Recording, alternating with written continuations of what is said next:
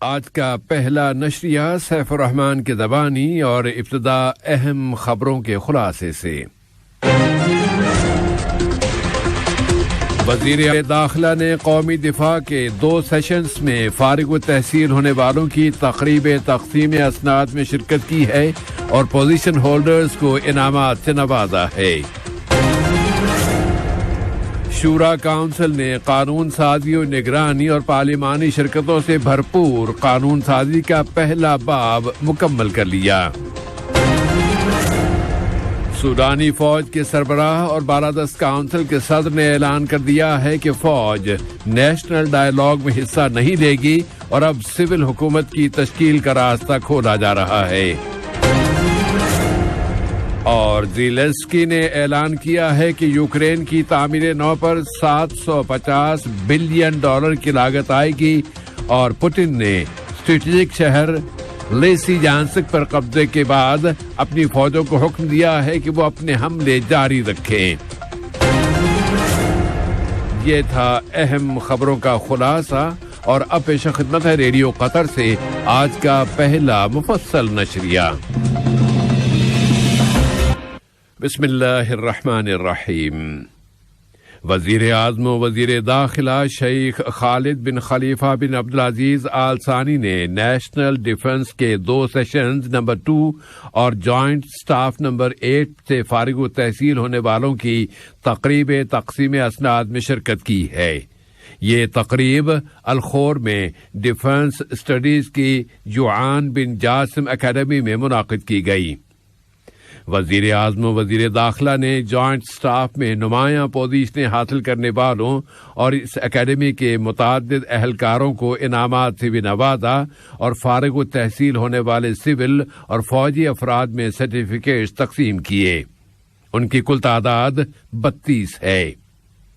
نائب وزیر اعظم و وزیر مملکت برائے امور دفاع ڈاکٹر خالد بن محمد العطیہ، متعدد وزراء، ملک میں سفارتی مشنوں کے سربراہان، وزارت دفاع، وزارت داخلہ، انٹرنل سیکیورٹی لخویہ اور ملک کی مختلف دوسری وزارتوں کے اعلیٰ اہلکاران بھی اس تقریب میں شریک تھے۔ وزیر اعظم و وزیر داخلہ شیخ خالد بن خلیفہ بن عبدالعزیز آل ثانی سے ڈیفنس اسٹڈیز کی جوعان بن جاسم اکیڈمی میں متعدد برادر اور دوست ملکوں کے ملٹری کالجوں کے کمانڈرز اور چیفز آف سٹاف نے ملاقات کی ہے۔ اس ملاقات میں مشترکہ دلچسپی کے متعدد موضوعات پر بات چیت کی گئی۔ شورا کونسل نے اپنے 50ویں سالانہ سیشن میں قانون سازی کے پہلے باب کا اختتامی اجلاس منعقد کیا ہے۔ شورا کونسل کے اسپیکر جناب حسن بن عبداللہ الغانم نے بتایا ہے کہ شورا کونسل کے اس باب میں کل 35 عام اجلاس منعقد کیے گئے، جبکہ شورا کی کمیٹیوں کے بھی متعدد اجلاس ہوئے ہیں جن میں وطن اور شہریوں سے متعلق متعدد اہم مسائل زیر بحث آئے اور شورا نے ان کے بارے میں مناسب تجاویز پیش کی ہیں۔ شورا کونسل کی ڈپٹی اسپیکر ڈاکٹر حمدہ بنت حسن اسلیتی نے کہا ہے کہ شورا نے اپنے 50ویں سالانہ سیشن میں قانون سازی کے پہلے باب میں جو کچھ بھی حاصل کیا ہے وہ یہاں کی دانشمند قیادت کی جانب سے ملنے والی لامحدود مدد و حمایت کا نتیجہ ہے، جو چاہتی ہے کہ فیصلہ سازی میں عوام کی شرکت میں اضافہ کیا جائے۔ انہوں نے شورا کونسل اور حکومت کے درمیان تعمیری تعاون اور شورا میں زیر بحث آنے والے موضوعات سے متعلقہ اداروں کی طرف سے نتیجہ خیز قبولیت کو بہت قیمتی بتایا ہے۔ اسی طرح شورا کونسل کے سیکرٹری جنرل ڈاکٹر احمد بن ناصر الفضالہ نے وطن کی سربلندی اور شہریوں کی امنگوں کی تکمیل کے لیے شورا کے ممبران کی کوششوں کو بہت قیمتی بتایا۔ شورا کے حالیہ سیشن کے اختتام کی مناسبت سے دیے گئے اپنے ایک بیان میں انہوں نے کہا ہے کہ شورا کے سیکریٹریٹ نے اس سیشن کے دوران بہت زبردست کوششیں کی ہیں تاکہ قانون سازی کی ضمانت مل سکے اور شورا کے عمل کو آسان بنایا جا سکے تاکہ وہ اپنا کردار کما حقہ ادا کر سکے۔ وزیر محنت ڈاکٹر علی بن سمیخ المری سے برطانیہ کی وزارت خارجہ میں مڈل ایسٹ اور ایشیا کے امور کی وزیر مملکت محترمہ امانڈا میلنگ نے ملاقات کی ہے، جس میں دونوں ملکوں کے درمیان مشترکہ دلچسپی کے شعبوں میں مشترکہ تعاون کو فروغ دینے کے وسائل کا جائزہ لیا گیا۔ وزیر مملکت برائے امور خارجہ جناب سلطان بن سعد المریخی سے یو کے کی وزارت خارجہ اور امور کامن ویلتھ اور ڈیولپمنٹ میں مڈل ایسٹ اور ایشیا کے امور کی وزیر مملکت محترمہ امانڈا میلنگ نے ملاقات کی ہے، جو اس وقت ملک کا دورہ کر رہی ہیں۔ ملاقات میں دونوں ملکوں کے آپس کے تعلقات و تعاون اور مشترکہ دلچسپی کے متعدد موضوعات پر بات چیت کی گئی۔ قطر نے ایک مربوط معاشرے کی تعمیر پر زور دیا ہے، جس کے تمام افراد کے درمیان عدل اور مساوات کا دورہ ہو اور سب کو عمدہ تعلیم اور معیاری کام کے یکساں مواقع حاصل ہوں۔ اس نے خواتین کی مدد کرنے والی حکومتی پالیسیوں پر توجہ مرکوز کی ہے، جن کے ذریعے انہیں ان کی صلاحیتوں میں اضافے اور ملک کی جامع ترقی میں حصہ لینے کے مکمل مواقع دیے گئے ہیں۔ وزارت خارجہ میں حقوق انسانی کے ادارے کی سیکنڈ سیکریٹری آنسہ حصہ السلیتی نے حقوق انسانی کے 50ویں سیشن میں قطر کا بیان پیش کرتے ہوئے ان خیالات کا اظہار کیا۔ انہوں نے کہا کہ قطر نے 2 ٹوک مقررہ انیشیٹیوز لیے ہیں تاکہ لیبر مارکیٹ، سیاسی عمل اور فیصلہ سازی کے مقامات میں خواتین کی شرکت میں اضافہ کیا جا سکے۔ اسی بنا پر انہیں ڈیولپمنٹ کے عمل میں ایک ایکٹیو پارٹنر کی حیثیت سے اہم کردار ادا کرنے کے مواقع مل رہے ہیں۔ قطر میں امیگریشن سے متعلق اقوام متحدہ کے مشن کے سربراہ محترمہ ایمان یونس اورقات نے قطر میں امیگریشن کے بارے میں اقوام متحدہ کے مشن کے ساتھ مسلسل تعاون پر النجدہ پولیس الفزع کے ادارے کا شکریہ ادا کیا ہے۔ اس مشن کی سربراہ نے سیکیورٹی اور انسانی سروسز کی فراہمی پر وزارت داخلہ کی اسٹریٹجک پارٹنرشپ کی تعریف کی ہے کہ اس مشن کے شعبے میں اس کا کردار بہت قیمتی ہے۔ اب آتے ہیں حج کے موضوع کی طرف کہ ملک قطری حج مشن کے ذریعے اپنی کوششیں جاری رکھے ہوئے ہے۔ اس مشن نے یہاں سے جانے والے عازمین حج کی سلامتی اور ان کے آرام و راحت کی فراہمی کے لیے اپنی تمام تر تیاریاں مکمل کر لی ہیں، اور اس ضمن میں قطری حج مشن نے HT ریسکیو جیکٹ کی انوگریشن کر دی ہے۔ جدت پر مشتمل یہ اپنی نوعیت کی پہلی جیکٹ ہے۔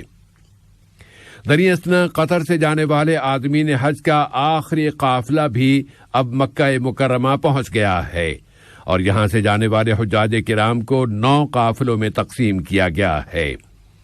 پھر اس مبارک مہینے ذوالحج کے ان پہلے 10 دنوں کی فضیلت کے حوالے سے ہمیں ہمیشہ یاد رکھنا چاہیے کہ ان دنوں میں کی جانے والی نیکیوں کا اجر سال کے دوسرے تمام دنوں کے اجر سے زیادہ ہے۔ اس لیے ہمیں اپنی عبادات اور ہر طرح کی نیکی کے کاموں میں بہت زیادہ اضافہ کرنا چاہیے۔ اب اس وقت جبکہ سینکڑوں سوڈانی باشندے مسلسل 5ویں روز بھی الخرطوم کی سڑکوں پر دھرنا دیے ہوئے بیٹھے ہیں اور مطالبہ کر رہے ہیں کہ ملک میں سول حکومت بحال کی جائے، تو وہاں کی فوج کے کمانڈر اور حکمران بالادست کونسل کے سربراہ جنرل عبد الفتاح البرہان نے اعلان کر دیا ہے کہ اب ملٹری اسٹیبلشمنٹ نیشنل ڈائیلاگ میں حصہ نہیں لے گی، اور یوں ایک سول حکومت کی تشکیل کا راستہ کھولا جا رہا ہے۔ یوکرین کے صدر وولودیمیر زیلنسکی نے اعلان کیا ہے کہ یوکرین کی تعمیر نو پر کم از کم $750 بلین کی لاگت آئے گی۔ وہ جنوبی سوئٹزرلینڈ میں لوگانو کانفرنس کے افتتاحی اجلاس سے ویڈیو کے ذریعے خطاب کر رہے تھے، جبکہ ان کے وزیر اعظم ڈینس شمیگال بذات خود اس کانفرنس میں شریک ہیں۔ یہ کانفرنس آئندہ منگل کے روز تک جاری رہے گی. ادھر روس کے صدر ولادیمیر پوٹن نے وزیر دفاع سرگی شوئیگو کے ساتھ اپنی ملاقات میں روسی فوجوں کو حکم دے دیا ہے کہ وہ طے کردہ منصوبوں کے مطابق اپنی ذمہ داریاں پوری کریں.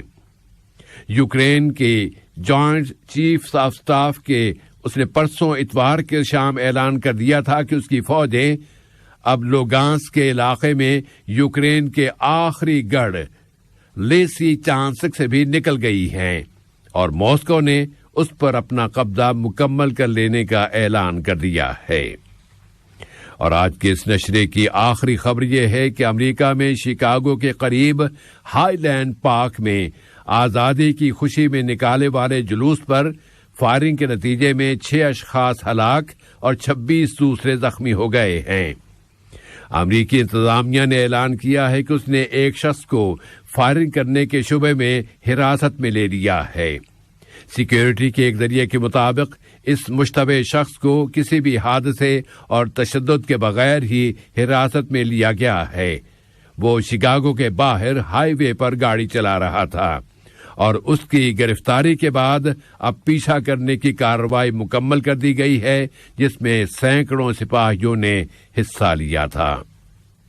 آج کا یہ نشریہ ختم ہونے سے قبل اہم خبروں کا خلاصہ ایک مرتبہ پھر پیش خدمت ہے. وزیر اعظم و وزیر داخلہ نے قومی دفاع کے 2 سیشنز میں فارغ التحصیل ہونے والوں کی تقریب تقسیم اسناد میں شرکت کی ہے اور پوزیشن ہولڈرز کو انعامات سے نوازا ہے. شورا کونسل نے قانون سازی و نگرانی اور پارلیمانی شرکتوں سے بھرپور قانون سازی کا پہلا باب مکمل کر لیا ہے. سوڈانی فوج کے سربراہ اور بالادست کونسل کے صدر نے اعلان کر دیا ہے کہ فوج نیشنل ڈائیلاگ میں حصہ نہیں لے گی اور اب سول حکومت کی تشکیل کا راستہ کھولا جا رہا ہے. اور زیلنسکی نے اعلان کیا ہے کہ یوکرین کی تعمیر نو پر $750 بلین کی لاگت آئے گی اور پوٹن نے اسٹریٹجک شہر لیسی چانسک پر قبضہ کرنے کے بعد اپنی فوجوں کو حکم دیا ہے کہ وہ اپنے حملے جاری رکھیں. ریڈیو قطر سے آج کا پہلا نشریہ اپنے اختتام کو پہنچا. فی امان اللہ. ہمارا دوسرا بلیٹن شام 7:30 بجے پیش کیا جائے گا. سنتے رہیے FM 107